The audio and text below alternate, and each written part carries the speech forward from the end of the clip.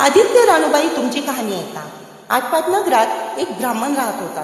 तो राजा समीदा फुलं दुर्वा अनवयास रानात जात असे. तिथं नागकन्या देवकन्या वसा वसत होत्या. ब्राह्मणाने त्यांना विचारलं, कसला वसा करता तो मला सांगा. तुला रे कशाला वसा हवा?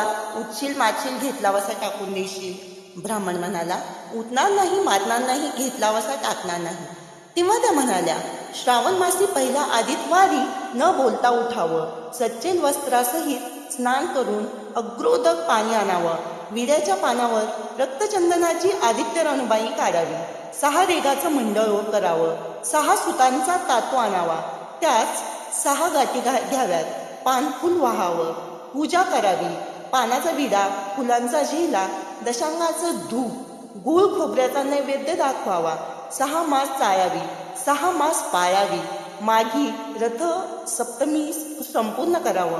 संपूर्णास गुळाच्या पोळ्या बोरण्याची खीर लोणकडं तूप असावं, मेहून जेवू सांगावं. असेल तर चिरगोळी द्यावी, नसेल तर जोड गरसडी द्यावी, तेही नसेल तर 2 पैसे दक्षिणा द्यावी आणि आपल्या वशाचं उद्यापन करावं. असा वसा ब्राह्मणाने केला. त्याला सूर्यनारायण प्रसन्न झाला.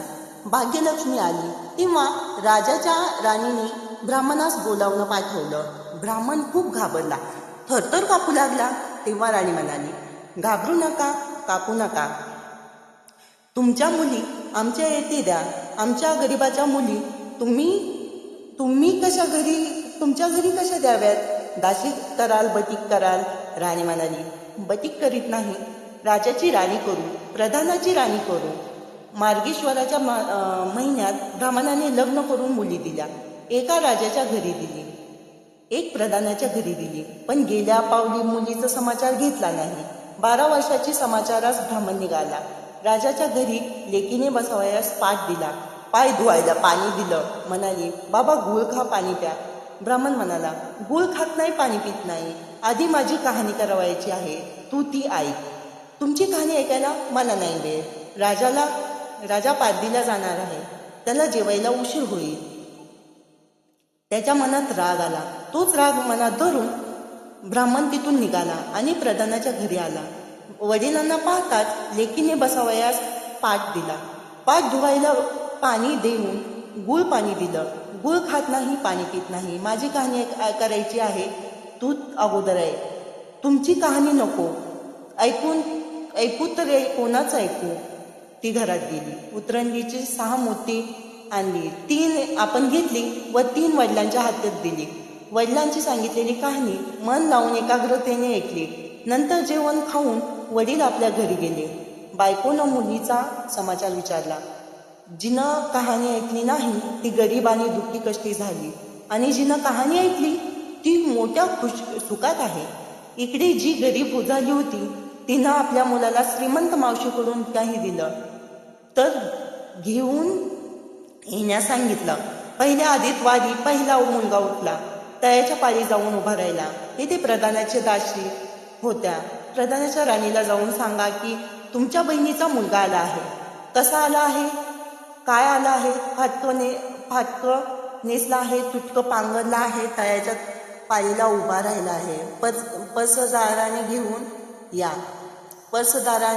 घेऊन आल्या. नाहू माकू घातलं, पितांबर नेसायला दिलं, जेव खाऊ घातलं, कोहळा पोखरून होऊन मोहरा भरल्या व सांभाळून घरी घेऊन जाण्यास सांगितलं. वाटेत जात असताना सूर्यनारायण माळ्याच्या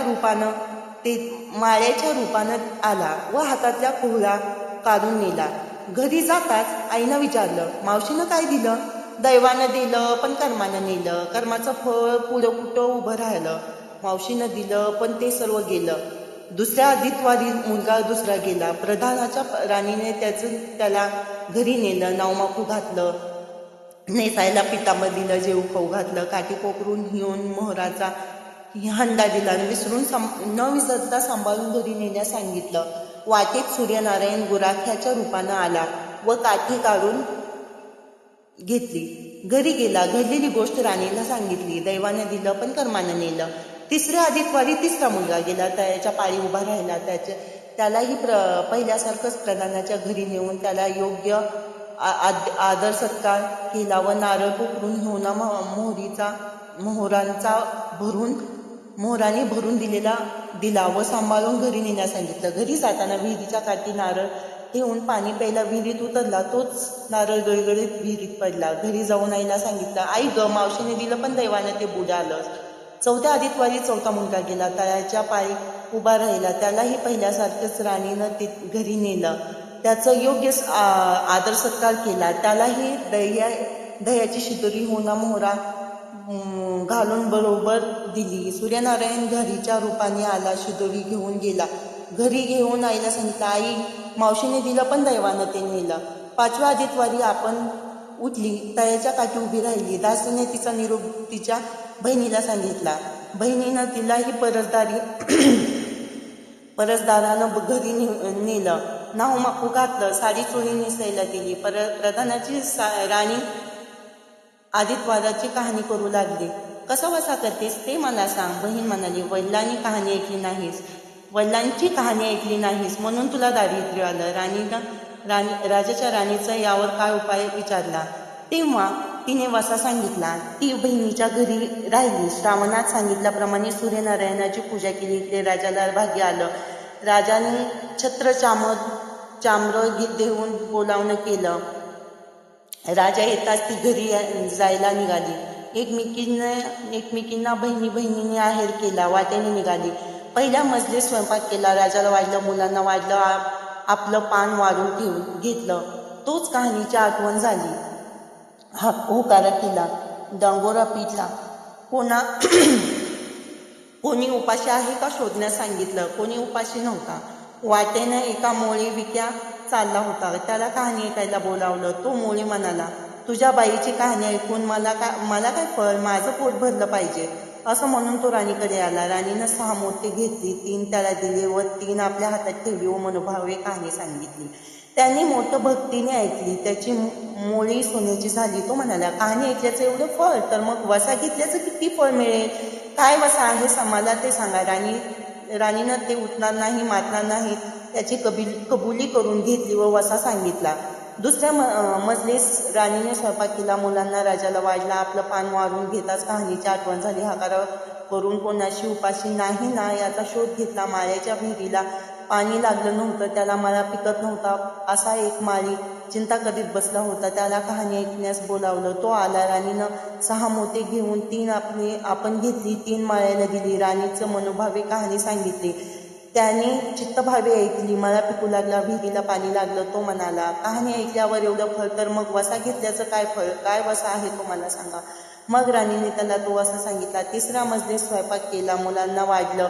राजाला वाढलं. आपलं पान वाढून घेताच कहाणीची आठवण झाली. नगरात कोणी उपाशी नाही ना याचा शोध घेतला. एक म्हातारी व तिचा मुलगा वनात गेला होता. एक डोहात बुडला. ते एका सर्पानं खाल्ला म्हणून ती चिंताक्रांत होऊन बसली होती. तिला कहाणी ऐकण्यास बोलावलं. राणीनं तिला पहिल्याप्रमाणे कहाणी सांगितली. तिची 2 मुलं आली. कहाणी ऐकण्यास एवढं फळ, तर वसा घेतल्याचं काय मोठं फळ असणार. तेव्हा तो वसा सांगितला.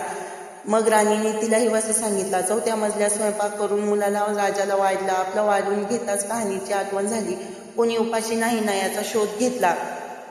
कोणी डोळा मासाचा डोळा का, हात नाही, पाय नाहीत असा एक मनुष्य रस्त्यामध्ये होता. त्याच्या अंगावर तांब्याभर पाणी ओतलं. पाल्या होतात. तो ओताना केला. 6 मोते होते. 3 मोत्या त्याच्या बेंबीवर ठेवली. 3 मोते आपण घेतले आणि राणीने सांगितलेली कहाणी त्याने ऐकली. त्याला हात पाय आले.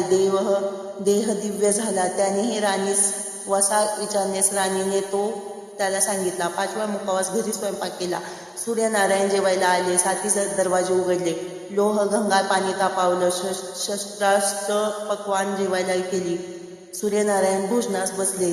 त्यांना पहिल्या घासाला केस लागला. ते रागावले.